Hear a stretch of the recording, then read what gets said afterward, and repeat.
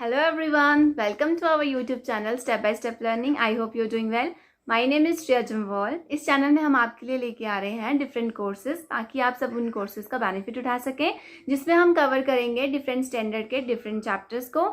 आपको इस अपॉर्चुनिटी को मिस नहीं करना है। अगर आपने हमारे चैनल को अभी तक सब्सक्राइब नहीं किया है तो इस वीडियो के राइट साइड पे एक रेड कलर का बटन है, आपको जाकर इसको प्रेस करना है और हमारे चैनल को सब्सक्राइब करना है। आप हमें इंस्टाग्राम, फेसबुक, टेलीग्राम पे भी ज्वाइन कर सकते हैं और इन सब के लिंक आपको नीचे दिए गए डिस्क्रिप्शन बॉक्स में मिलेंगे। So let's start our video. Start करते हैं हम चैप्टर। हम पढ़ रहे थे matter in our surrounding, class 9th की केमिस्ट्री का चैप्टर। ठीक है, फर्स्ट चैप्टर है आपकी बुक का। हमने लास्ट वीडियो में पढ़ लिया था कि मैटर होता क्या है। ठीक है, पढ़ाया था मैंने मैटर क्या होता है। मैटर वो सब्सटेंस होता है जो किससे मिलकर बना होता है, छोटे छोटे पार्टिकल से मिलकर बना होता है, जिनकी क्या होती है, स्पेस होती है, कोई मास ऑक्यूपाई करते हैं। ठीक है, और हम अपने सेंसेस के साथ उनको टच कर बता सकते हैं कि वो मैटर है या नहीं है। ये बताया था मैंने आपको। फिर मैंने कहा था कि मैटर जो है वो केमिकली और फिजिकली हम कैसे बता सकते हैं। मैटर की 3 टाइप्स बताई थी।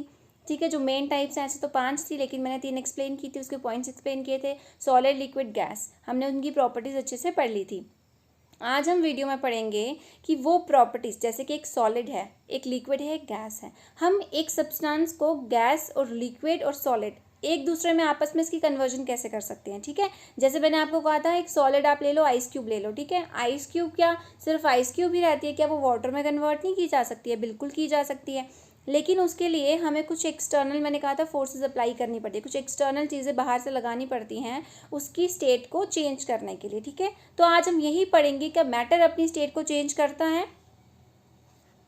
तो क्वेश्चन यहाँ पे राइज होता है, can matter change it's state? क्या मैटर अपनी स्टेट को चेंज करता है? तो बिल्कुल करता है। ठीक है, अगर मैटर को हम 2 एक्सटर्नल फोर्सेस लगाते हैं, जैसे कि अगर हम उसको टेम्परेचर देते हैं, या टेम्परेचर देने का मतलब हुआ टेम्परेचर ज़्यादा भी हो सकता है और टेम्परेचर कम भी हो सकता है। ठीक है, तो जो हमारा टेम्परेचर है वो अप्लाई कर कर हम उसकी स्टेट को चेंज कर सकते हैं, और अगर हम प्रेशर को अप्लाई करें तो भी हम उसकी स्टेट को चेंज कर सकते हैं। ठीक है, जैसे मैं आपको एग्जांपल देती हूँ कि अगर आपने एक आइस क्यूब लिया हुआ है, अगर आप उसको थोड़ी देर के लिए बाहर रखोगे रूम टेम्परेचर में, तो वो आइस मेल्ट हो जाएगी पूरी और वाटर में कन्वर्ट हो जाएगी। अगर उसी वाटर को आप गैस पे किसी भी बर्तन में डाल के रख दोगे, ठीक है, जैसे कि आपने कोई कैन ले लिया या कंटेनर ले लिया कोई भी, उसमें अगर आप डाल के उसको बॉईल करोगे, हीट दोगे, तो वो पानी क्या हो जाएगा, बॉईल होना स्टार्ट हो जाएगा। बॉईल होने के बाद उसके वेपर्स स्टार्ट हो जाएंगे, इवेपोरेशन प्रोसेस स्टार्ट हो जाएगा। ठीक है, तो ये जो सारे प्रोसेसेस हैं हम इनके बारे में थोड़ा डिटेल में पढ़ेंगे कि इन प्रोसेस को बोलते क्या है और ये होते कैसे हैं एग्जैक्टली। ठीक है,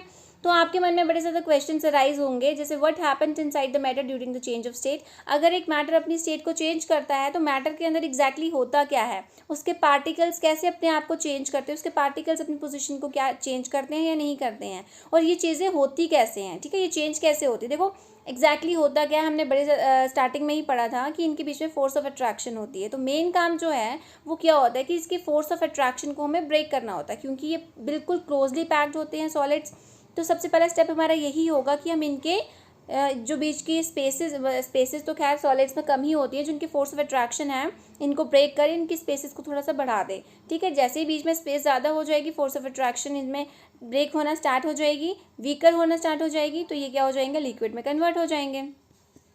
अब इसमें जो बाय चेंजिंग टेम्परेचर है इसका हम फर्स्ट पढ़ेंगे मेल्टिंग पॉइंट। ठीक है, मेल्टिंग पॉइंट क्या होता है, देखो मेल्टिंग पॉइंट होता है, मेल्टिंग से ही वर्ड टर्म समझ आ रही है आपको। मेल्टिंग का मेल्ट मतलब क्या हुआ, पिघलना। ठीक है, कोई भी सॉलिड जब मेल्ट होगा, या कोई भी ऐसे सब्सटेंस जो सॉलिड है अगर वो मेल्ट होगा तो उसका वो मेल्टिंग पॉइंट हो जाएगा, लेकिन उसके लिए कुछ कंडीशंस होती है, जैसे कि उसका एटमॉस्फेरिक प्रेशर बिल्कुल कांस्टेंट होना चाहिए या नॉर्मल होना चाहिए। ठीक है, तो इसकी डिफाइन क्या होगी, temperature at which solid melt to form liquid at atmospheric pressure is called melting point. ठीक है, मेल्टिंग पॉइंट मैंने एग्जांपल आपको पहले ही दे दी, जैसे आपने आइस क्यूब रखी है। ठीक है, आइस क्यूब अगर आप बाहर मतलब एटमॉस्फेरिक प्रेशर पे रखोगे, नॉर्मल प्रेशर पे रखोगे से, तो आपको कोई भी एक्सटर्नल हीट उसको देने की ज़रूरत नहीं है। वो थोड़े, हालांकि टाइम उस पर ज़्यादा लगेगा, लेकिन जो नॉर्मल हीट है आपकी सराउंडिंग में उसके थ्रू भी वो मेल्ट हो जाएगी। ठीक है, और अगर हम उसको हीट देते हैं, ठीक है, तो वो हीट कैसे यूज़ करेगा ये मैं आपको एक एग्जांपल के साथ बताती हूँ। ठीक है,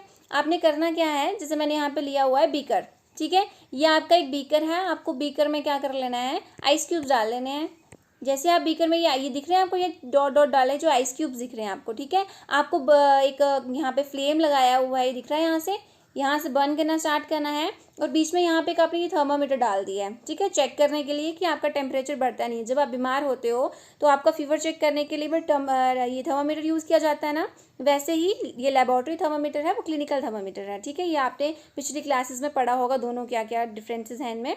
तो हम इसमें क्या करते हैं, हमने क्लिनिकल थर्मामीटर यहाँ पे डाला हुआ, लेबोरेटरी थर्मामीटर हमने यहाँ पे डाला हुआ है, ठीक है। अब आप देखोगे क्या, जब हम इसमें इसको हीट देते हैं तो जो हमारा सॉलिड सब्सटेंस है, मतलब जो हमने इसमें आइस क्यूब डाला है, वो लिक्विड में कन्वर्ट होगा, ठीक है। लेकिन जो हमारा थर्मामीटर है वो बिल्कुल भी नहीं बढ़ेगा। अगर वो 0 डिग्री सेल्सियस पे था, वो 0 डिग्री सेल्सियस पे ही रहेगा। क्यों रहेगा 0 डिग्री सेल्सियस पे? क्योंकि जो हमने फ्लेम इसको दी है, जो हमने हीट इसको दी है, वो सिर्फ किसके लिए यूज़ हुई है उस टाइम पे, जो हमारे सॉलिड सब्सटेंस है। मैंने आपको कहा था जो सॉलिड होते हैं उनकी पैकेजिंग कुछ इस टाइप की होती है ना। अब इनकी फोर्स ऑफ अट्रैक्शन जो है वो बहुत स्ट्रॉन्ग है। अब हमें इनको क्या करना है, बीच से ब्रेक करना है इस टाइप से, है ना। इसको ब्रेक करने के लिए ही हम इस पर हीट अप्लाई कर रहे हैं। जब ये ब्रेक हो जाएंगी, या ब्रेक होने का मतलब ये हुआ ये वीकर हो जाएंगी जब, ठीक है, तो पार्टिकल्स कुछ इतनी डिस्टेंस पे आ जाएंगे, हम ये मान के चलते हैं, ठीक है। जैसे ही जब सारी की सारी आइस हमारी मेल्ट हो जाएगी लिक्विड में, उसके बाद जब हम लिक्विड को स्टार्ट करते हैं ना एग्जैक्टली बॉईल करना, मतलब जब लिक्विड स्टार्ट होता है उसके बाद टेम्परेचर बढ़ेगा। लेकिन जब तक पूरी आइस हमारी वाटर में कन्वर्ट नहीं हो जाती तब तक टेम्परेचर इंक्रीज नहीं होगा। और वो जो हीट हम सिर्फ उस सॉलिड को लिक्विड में कन्वर्ट करने के लिए यूज़ कर रहे हैं, उसी हीट को हम लेटेंट हीट ऑफ फ्यूजन बोलते हैं, ठीक है। इसमें क्या होगा, हमारा टेम्परेचर में कोई इंक्रीज़ नहीं होगा, क्योंकि जो हमने नीचे इस पे बर्नर लगाया हुआ है, बर्नर पे रखा है ना इसको, जो हम नीचे से इसको फ्लेम दे रहे हैं, हीट दे रहे हैं, वो हीट सिर्फ किसके लिए यूज़ हो रही है, उस सॉलिड को सिर्फ लिक्विड में कन्वर्ट करने के लिए।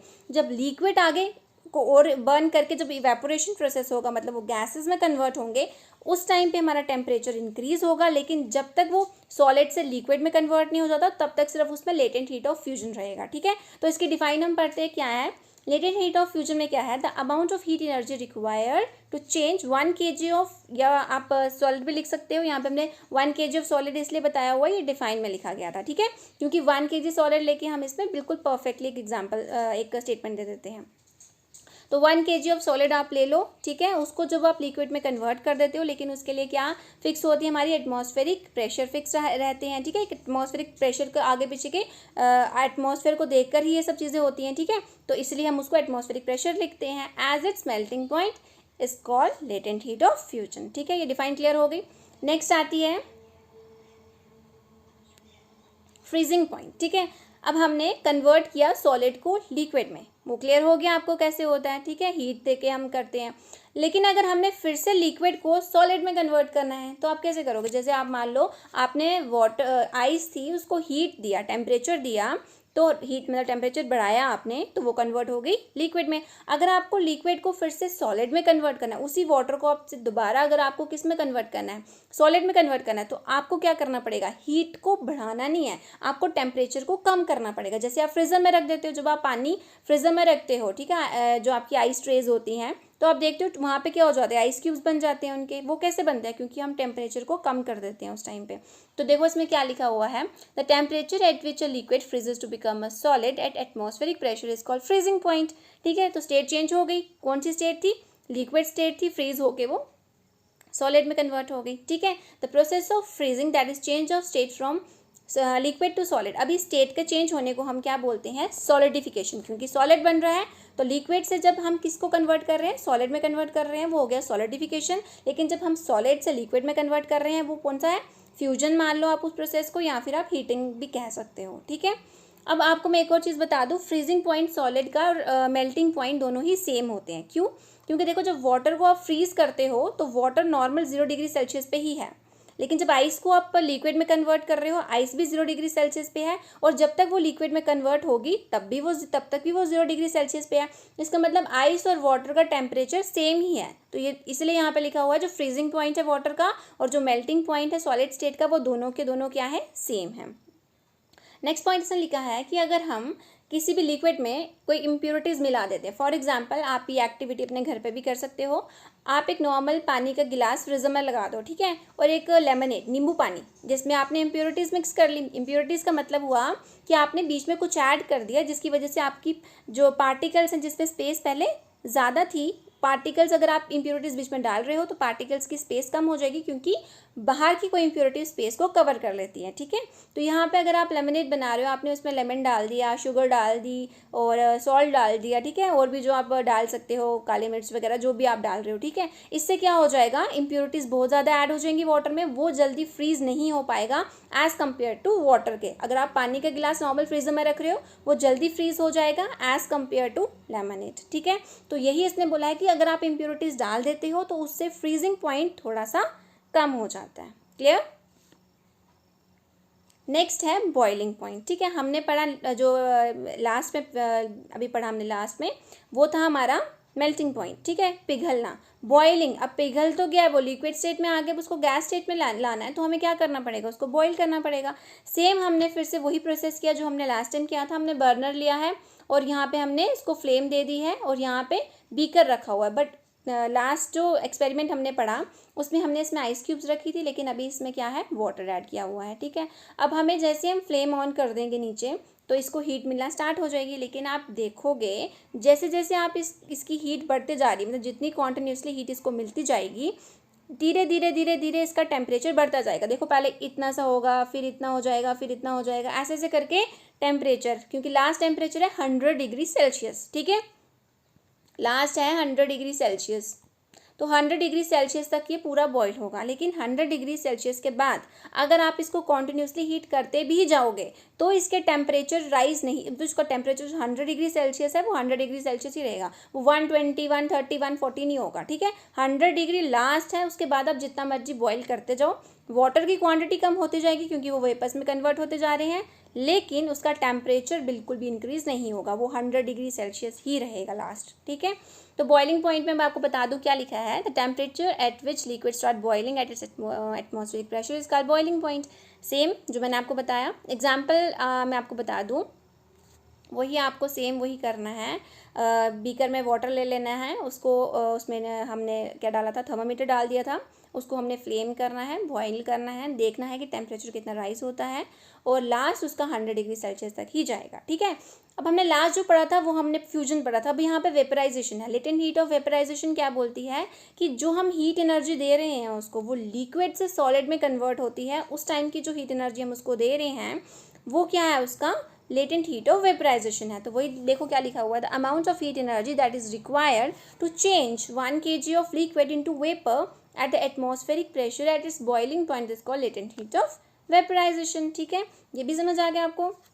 अब मैं आपको एक और चीज़ बता दूं कि इस टाइम पे क्या होगा, जो हम इसको क्या दे रहे हैं, टेम्परेचर राइज कर रहे हैं इसमें भी, तो जो हमारे पार्टिकल्स थे, ठीक है, जिसमें हमने कहा था काइनेटिक एनर्जी होती है, जब वो सॉलिड से लिक्विड में जाएंगे उनकी काइनेटिक एनर्जी पे कोई फ़र्क नहीं पड़ेगा, लेकिन जैसे ही लिक्विड बॉईल करना स्टार्ट कर देता है पार्टिकल्स बिल्कुल एक्साइटेड फॉर्म में आ जाते हैं, क्योंकि मैंने आपको कहा था गैसेस में काइनेटिक एनर्जी सबसे ज़्यादा होती है, क्योंकि पार्टिकल्स एक दूसरे को अट्रैक्ट नहीं करते हैं, डिस्टेंस बहुत ज़्यादा होता है, तो ये आपस में बिल्कुल भी कोई तालमेल नहीं है इनका, एक साउथ है तो दूसरा नॉर्थ है, ठीक है, तो कोई फ़र्क नहीं पड़ता है इनको, इसलिए इनके पास अपनी एनर्जी ज़्यादा होती है, तो काइनेटिक एनर्जी सबसे ज़्यादा इनके पास हो जाती है उस टाइम पे।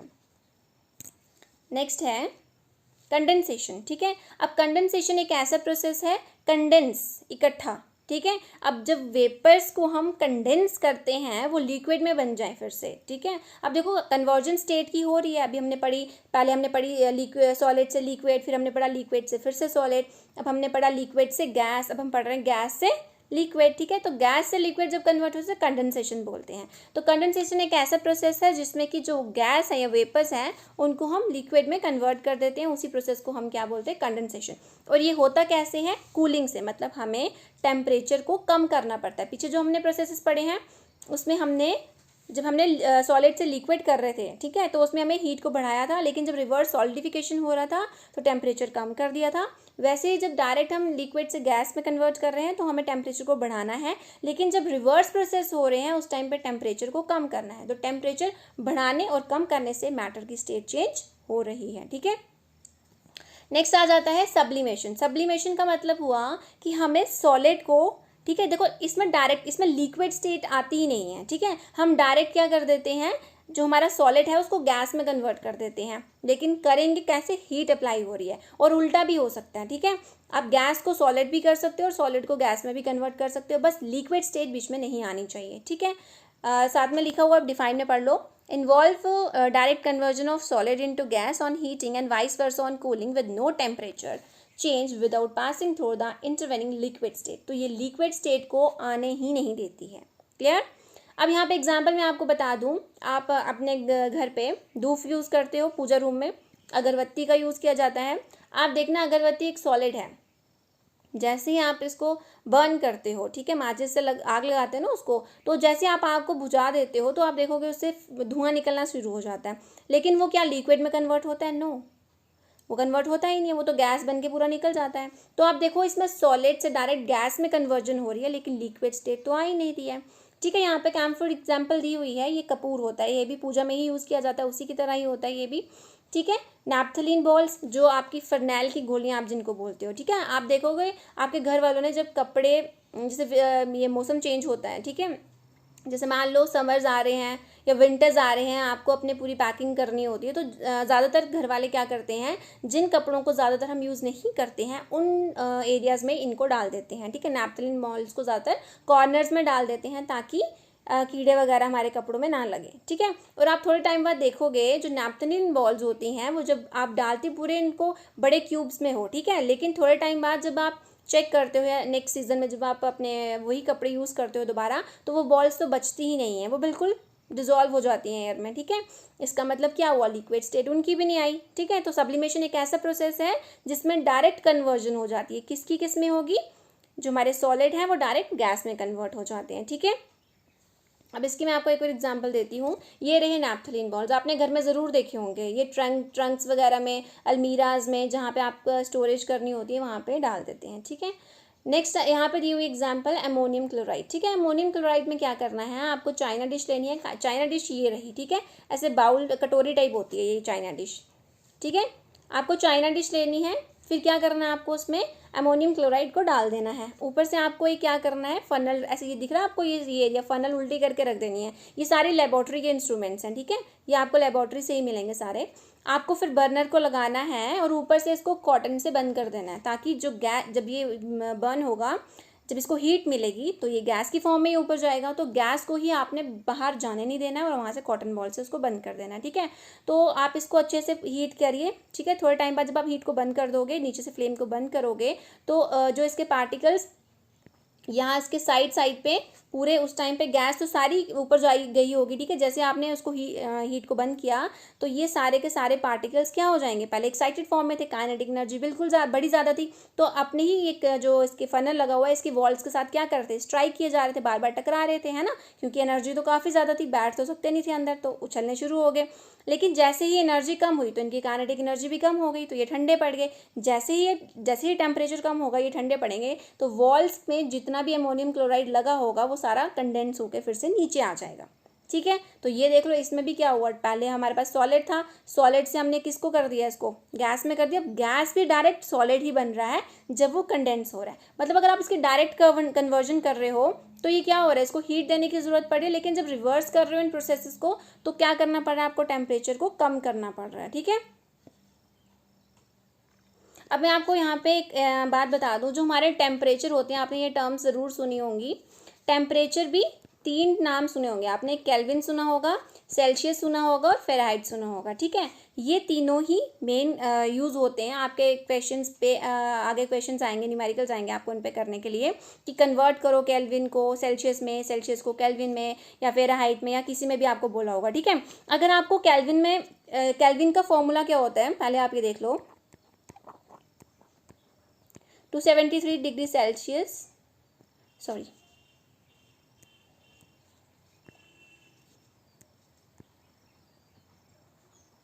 ठीक है, इसका फॉर्मूला होता है 273 प्लस सेल्सियस। ठीक है, ये फॉर्मूला किसका है, केल्विन का है, 273 प्लस 0 डिग्री सेल्सियस। ठीक है, इससे आपको क्या पता चलेगा, जब आपको केल्विन की वैल्यू निकालनी है तो एक सेल्सियस की वैल्यू तो दी ही होगी, तभी केल्विन की निकाल पाओगे। अगर आपको केल्विन की मतलब इसी फॉर्मूले से आप दूसरा फॉर्मूला भी डिराइव कर सकते हो। ठीक है, जैसे अगर आपको यहाँ पे सेल्सियस निकालना है, अगर आपको यहाँ पे सेल्सियस निकालना है तो आप इस टर्म को इस साइड लेके आ जाओ, जैसे कि K - 273 equals to this one. ठीक है। इसी फॉर्मूले से आप ये फॉर्मूला भी डिराइव कर सकते हो, ठीक है। और लास्ट बच जाता है हमारा फ़ारेनहाइट वाला, और वो मैं बता देती हूँ उसका क्या फॉर्मूला होगा। देखो ये फॉर्मूले आपस में ही डिराइव हो जाते हैं, ठीक है। जैसे कि फ़ारेनहाइट का फॉर्मूला है 9/5, ठीक है। ये थोड़ा उससे अलग है, 0 डिग्री सेल्सियस प्लस 32, ठीक है। ये इसका फॉर्मूला है। देखो अगर आप इसको भी इधर से इधर लेके जाओगे, मतलब राइट हैंड साइड वाली टर्म्स को लेफ्ट हैंड साइड टर्न लेके आओगे, तो फिर से ये वाली टर्म निकल जाएगी, ठीक है। ये बड़ा ही ईजी है, एक बार अपनी नोटबुक लेके इसको निकालने की कोशिश करना। फॉर्मूले इधर उधर होके डिराइव हो जाते हैं, ठीक है। एक फॉर्मूला पता होना चाहिए, सारे डिराइव हो जाएंगे। इसी से अगर आपको केल्विन निकालना हो वो भी निकाल सकते हो आप आराम से, ठीक है। केल्विन का फॉर्मूला आपको बता दिया मैंने, kelvin equals to 273 degree plus degree Celsius, ठीक है। वैल्यू डिग्री सेल्सियस की पता होगी, केल्विन निकल जाएगा। ये वाली टर्म को इधर लेके जाओगे तो सेल्सियस निकल जाएगा, यहाँ से फ़ारेनहाइट और सेल्सियस दोनों निकाल सकते हो। अब मैं आपको एक और चीज़ बता दूं, बड़े सारे बच्चों को ये डाउट रहता है या वो इसको गलत तरीके से लेते हैं कि जो हमारा फीवर है वो 0 डिग्री सेल्सियस में चेक होता है, पर ऐसा नहीं होता, ठीक है। देखो आपको नॉर्मल टेम्परेचर अगर आपका बॉडी का हम 98 लेके चलते हैं, 98, ठीक है, वो डिग्री सेल्सियस नहीं होता है, ठीक है, या 97 लेके चलते हैं। अभी किसी को फीवर हो गया 104 103 डिग्री सेल्सियस, मान सकते हो भाई बॉइलिंग पॉइंट है वाटर का 100 डिग्री सेल्सियस, उससे ऊपर तो वो भी नहीं जाता है। तो आप बोलो आपका 100 डिग्री से 4 डिग्री सेल्सियस हो सकता है, फिर तो आप जल जाओ पूरे आग की तरह, है ना। ऐसा नहीं होता, क्योंकि वो 0 डिग्री सेल्सियस नहीं होता है, ठीक है। तो आप उसको गलत लेते हो, तो ये निकाल दो दिमाग से, वो फ़ारेनहाइट में होता है, ठीक है, वो सेल्सियस में नहीं होता। नेक्स्ट है effect of change of pressure, ठीक है। अभी हमने टेम्परेचर का पढ़ लिया, ठीक है। कन्वर्जन्स मैंने आपको बता दी हैं कैसे कैसे क्या क्या हो रही है, तो मैं आपको रिवाइज करवा देती हूँ एक बार फिर से ये, ठीक है। यहाँ पे मैं बता देती हूँ कि जब आपको सॉलिड को कन्वर्ट करना था लिक्विड में, ठीक है, सॉलिड को लिक्विड में कन्वर्ट करना है और लिक्विड को ही किस में कन्वर्ट करना है, गैस में। मैं पूरा नाम नहीं लिखूंगी, सिर्फ डिक्टेट करूंगी, आप समझ जाना कौन से हैं, ठीक है। सॉलिड को लिक्विड में कन्वर्ट करने के लिए मैंने आपको हीटिंग प्रोसेस बताया हुआ है, ठीक है। जब इसी को ही उल्टा करना है, बैक रिवर्स करोगे जब, तो लिक्विड को सॉलिड में करने के लिए सॉलिडिफिकेशन, ठीक है, आप समझ जाना, ये सॉलिडिफिकेशन लिखा है मैंने, सॉलिडिफिकेशन प्रोसेस होगा। लिक्विड को गैस में कन्वर्ट करना है, जब लिक्विड को गैस में करोगे तो हीट करोगे आप ज़्यादा, ठीक है, इवेपोरेशन हो जाएगा, और वापस जब करोगे तो क्या हो जाएगा, कंडेंसेशन हो जाएगा, ठीक है। अब ये प्रोसेस याद रखना, क्योंकि आगे एक्सरसाइज क्वेश्चंस में भी आपको दोबारा आएंगे, ओके। नेक्स्ट आता है इफेक्ट ऑफ प्रेशर, ठीक है। अब आपको प्रेशर के इफेक्ट से कोई स्टेट कैसे चेंज हो सकती है। देखो सॉलिड पे ज़्यादा इफेक्ट प्रेशर का नहीं पड़ेगा, क्योंकि उसके पार्टिकल्स आपस में पहले ही बड़े टाइटली पैक्ड हैं। अगर आप एक्सटर्नल फोर्स लगा भी दोगे तो पार्टिकल्स ऑलरेडी कंटेंट्स हैं, आपकी फोर्स वेस्ट जाएगी, ठीक है। लिक्विड को भी ज़्यादा फोर्स लगाओगे तो कोई फ़र्क नहीं पड़ेगा, ठीक है, क्योंकि उसके पार्टिकल्स में भी कम स्पेस होती है, ज़्यादा फोर्स लगा के कुछ नहीं होगा। तो ज़्यादातर आप अगर प्रेशर लगाओगे भी तो किस पे लगाओगे, गैसेस पे। तो मैं आपको एग्जांपल लेके बताती हूँ, जैसे आप अपने आपके घरों में किचन में एलपीजी यूज़ होता है, ठीक है, ये तो सबके घर में यूज़ होता है, लिक्विफाइड पेट्रोलियम गैस, ठीक है। आप इसको लिक्विफाइड भी बोल रहे हो और गैस भी बोल रहे हो, ठीक है, ये ऐसे ही बनी हुई है।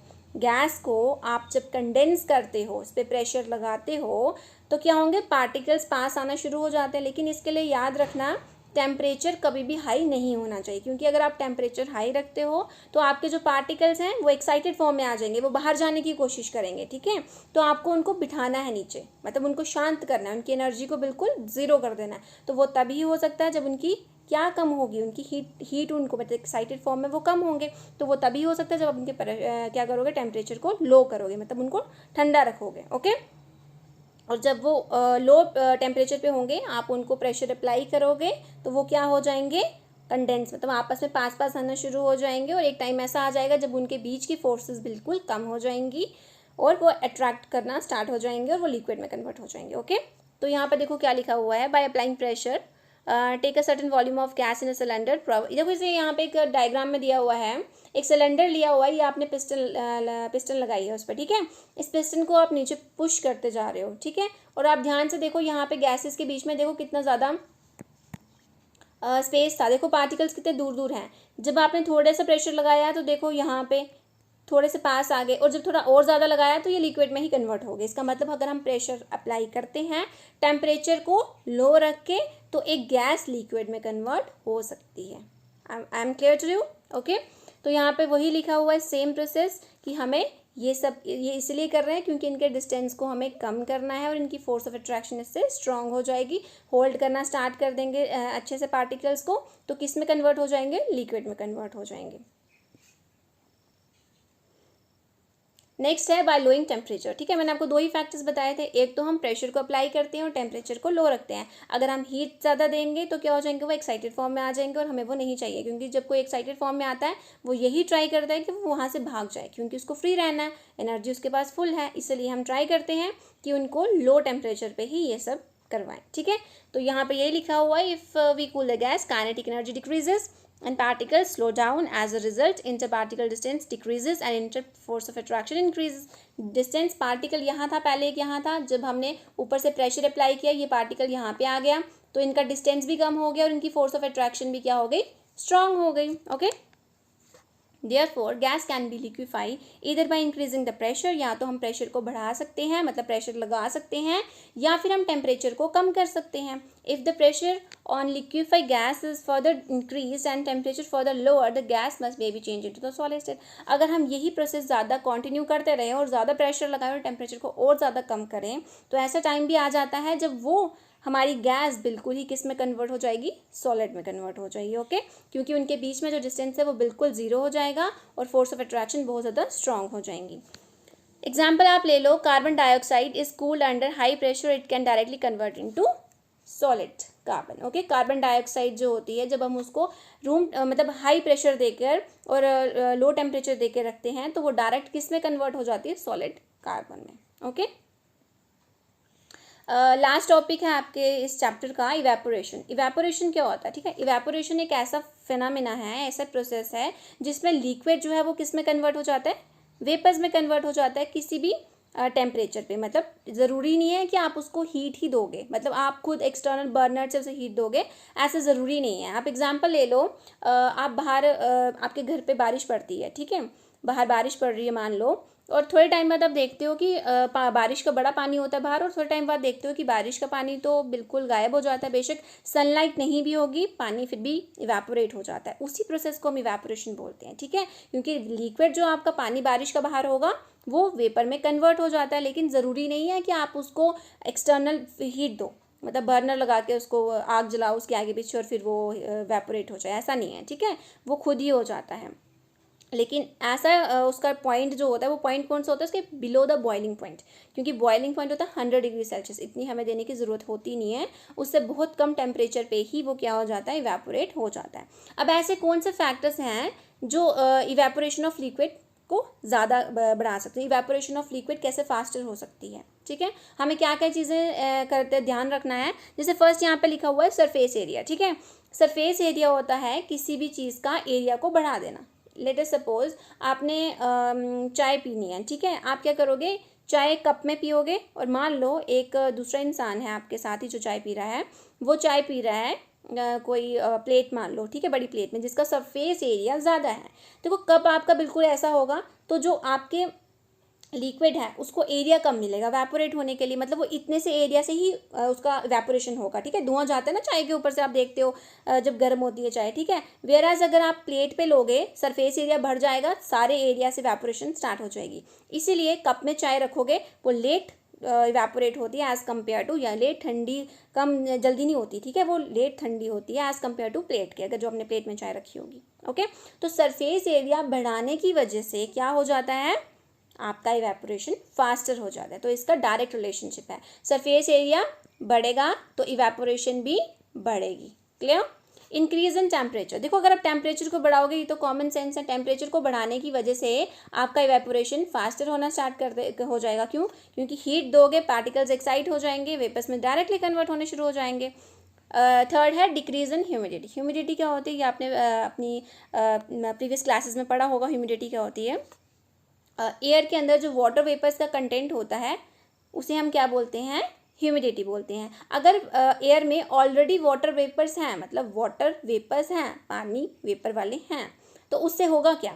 वेपर्स के पास ऑलरेडी वाटर होगा, तो वो वाटर एक्सट्रैक्ट क्यों करेंगे, वो तो ऑलरेडी हैवी होंगे, ठीक है। उनके अब देखो आपको प्यास ही नहीं लगी तो आप ज़्यादा पानी क्यों पियोगे, वैसे उनको पानी लेना था पर उनके पास पहले से ही पानी है, तो वो इवेपोरेशन क्यों करेंगे। इसीलिए कहते हैं डिक्रीज इन ह्यूमिडिटी, अगर ह्यूमिडिटी कम होगी मतलब वाटर वेपर्स का कंटेंट एयर में कम होगा तो ही इवेपोरेशन फास्टर होगी। अब आप ध्यान से याद करो, ऐसा होता है कि जब बरसात का मौसम होता है, ठीक है, उस टाइम पे क्या होता है, जब आपने कपड़े बाहर रखे होते हैं सुखाने के लिए, बेशक धूप होती है लेकिन फिर भी कपड़े आपके जल्दी नहीं सूखते हैं एज़ कम्पेयर टू आप नॉर्मल समर्स पे चले जाओ।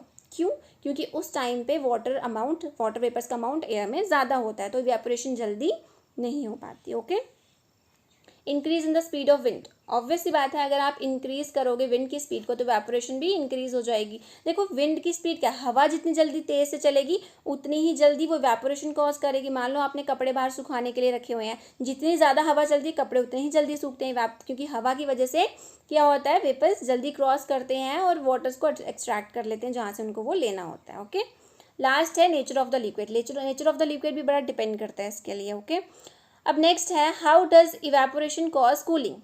इवेपोरेशन कूलिंग कैसे कॉज करता है, कूलिंग मतलब ठंडक। देखो आपने इसको एग्जांपल्स को लिए बिना मैं आपको ऐसे नॉर्मल एग्जांपल देती हूँ। आपने देखा होगा कि जब आप घर पे थिनर यूज़ करते हो या फिर आजकल के टाइम पे तो कोरोना चल रहा है, आप सैनिटाइज़र यूज़ करते हो, ठीक है, आप देखते होगे जो सैनिटाइज़र जब आप हाथों में लगाते हो तो जैसे ही आप हाथों में लगाओगे तो आपको ठंडा ठंडा लगने शुरू हो जाता है, ऐसा होता है, ठीक है। ऐसा क्यों होता है, क्योंकि जो आप सैनिटाइज़र यूज़ करते हो वो क्या करते हैं, आपके पाम से जहाँ पे आपने हाथों में फेंका होता है वो एनर्जी ले लेते हैं इवेपोरेट होने के लिए, ठीक है। क्योंकि देखो पार्टिकल्स को कहीं बाहर जाना है, ठीक है, उसके लिए उनकी काइनेटिक एनर्जी होना ज़रूरी है, तभी तो इवेपोरेशन हो पाएगी, ठीक है। इसलिए वो क्या करते हैं, हमारे पाम से एनर्जी ले लेते हैं इवेपोरेट होने के लिए।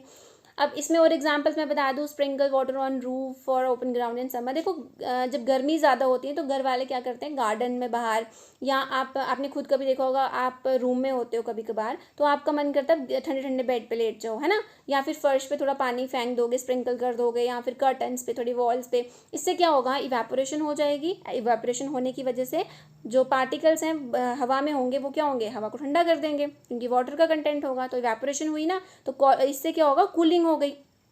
तो वही तो पढ़ रहे हैं हम कि इवेपोरेशन से कूलिंग कैसे होती है। एसीटोन, या फिर आप मैंने वही बोला कि अगर आप थिनर वगैरह हाथ पे जब फेंकते हो, ठीक है, तो आपको ठंडा ठंडा लगता है। क्यों, क्योंकि थिनर इवेपोरेट जल्दी हो जाता है, आपके पाम से वो हीट एनर्जी ले लेता है। इनको हीट एनर्जी चाहिए होती है इवेपोरेट होने के लिए, ठीक है। क्योंकि देखो जब हम लिक्विड को कन्वर्ट करते हैं गैस में, उसको भी तो हीट एनर्जी चाहिए होती है ना, हालांकि उसको हम दे रहे होते हैं लेकिन ये हमसे ही एनर्जी ले लेता है। ओके, इसलिए हम बोलते हैं, अभी एक एग्जांपल मैं बता देती हूँ। समर्स के टाइम पे आप कॉटन क्लॉथ्स पहनते हो, क्योंकि कॉटन क्लॉथ्स में छोटे छोटे छोटे पोर्स होते हैं। जब आपको स्वेट आता है, ठीक है, एक तो ये भी स्वेट वाली बात भी है कि कॉटन क्लॉथ्स में जब स्वेट आता है, जब हवा चलती है तो वो क्या करता है, हमारी बॉडी से एनर्जी ले लेता है और हमें ठंडा कर देता है, ठीक है। दूसरा एग्जाम्पल ले लो, जब आपने बाहर कपड़े टांगे होते हैं सूखने के लिए, तो इवेपोरेशन मतलब जब इवेपोरेशन होती है तो आपके जो कपड़े हैं वो जल्दी सूख जाते हैं और कपड़े ठंडे भी हो जाते हैं थोड़े, जब हवा ज़्यादा तेज़ चलती है, ठीक है। तो ये सारे ऐसे प्रोसेसेस हैं जिससे हीट एनर्जी वो हमसे ले लेते हैं और कूलिंग कॉज कर देते हैं। अब आप एक एग्जांपल मैं आपको और देती हूँ मटके की, ठीक है। जो गर्मियों में आपने देखा होगा बड़े लोगों ने क्या किया होता है, जब समर्स के टाइम पे एक मटका रखा होता है और उसका पानी हमेशा ठंडा रहता है एज़ कम्पेयर टू नॉर्मल पानी के। ऐसा क्यों होता है, क्योंकि जो हमने मटका लिया होता है उस मटके में छोटे छोटे छोटे होल्स होते हैं, पोर्स होते हैं, क्योंकि मिट्टी का बना होता है। वो पोर्स क्या करते हैं, मटके से बाहर आ जाते हैं, ठीक है। अब जैसे वो मटके से बाहर आएंगे तो वो वेपर्स की फॉर्म में ही है वो, मतलब वो पानी जो है बाहर आ जाएगा, वो कन्वर्ट हो जाएगा वेपर में और हीट एनर्जी ले लेगा मटके से, मटके का पानी हो जाएगा अंदर से ठंडा, ठीक है। ये प्रोसेस भी किसका है, इवेपोरेशन का ही है, ठीक है। अब एक और एग्जांपल देती हूँ कि जब आपको लग जाती है, कोई इंजर्ड हो जाते हो आप, ठीक है, या फिर कोई बर्न हो जाता है आपको जला हुआ खासकर, तो क्या करते हैं, जल्दी जल्दी उस पर आइस रब करना स्टार्ट हो जाते हैं। क्यों, क्योंकि जब इंजर्ड होता है उसमें बहुत ज़्यादा क्या होती है, हीट होती है, ठीक है। जब हम उस पर आइस क्यूब लगाएंगे तो हमें क्या रिलीफ मिलता है, सेम प्रोसेस वो है, इवेपोरेशन का ही प्रोसेस है ये भी। तो ये सारे ऐसे प्रोसेसेस हैं जिसके थ्रू क्या होता है, इवेपोरेशन हो जाता है, मतलब पानी जो है वो इवेपोरेट हो जाता है, गैस में कन्वर्ट हो जाता है, लेकिन वो रिजल्ट हमें क्या देता है, वो हमें कूलिंग देता है, ठंडा देता है, ठीक है, ठंडक मिलती है उससे, ठीक है। ये सारे एग्जाम्पल्स के साथ आज हम ये चैप्टर कवर कर रहे हैं क्लास 9th का, ठीक है। नेक्स्ट वीडियो में हम इसकी एक्सरसाइज कवर करेंगे सारी। आई होप ये दोनों वीडियोस आपको अच्छे से समझ आ गई होंगी। एक बार दोबारा इसको अच्छे से पढ़ना। नेक्स्ट वीडियो में हम साथ में एनसीईआरटी के क्वेश्चन आंसर्स करेंगे। अगर इन वीडियोज़ में कोई भी डाउट होगा रिगार्डिंग कोई भी छोटा सा भी कोई कंसेप्ट समझ नहीं आया है या कुछ एक्स्ट्रा पढ़ाना है इस चैप्टर से, तो आप मुझे प्लीज़ कमेंट सेक्शन में बता देना। Okay, thank you. I Shreya Jamwal signing up today. I hope आपको हमारी वीडियोस अच्छी लग रही हो। अगर आपको हमारी वीडियोस अच्छी लग रही हो तो अपने फ्रेंड्स में, कजन्स में इसे शेयर करना मत भूलिएगा। अगर आपको वीडियोस का कंटेंट हमारा वैल्यूएबल लग रहा है तो कमेंट सेक्शन में हमें ज़रूर बताइएगा। आपका एक कमेंट हमें मोटिवेट करता है कि हम आपके लिए और अच्छे से कुछ करें। Don't forget to like, share and subscribe our channel step by step learning. Till then bye, take care, see you soon.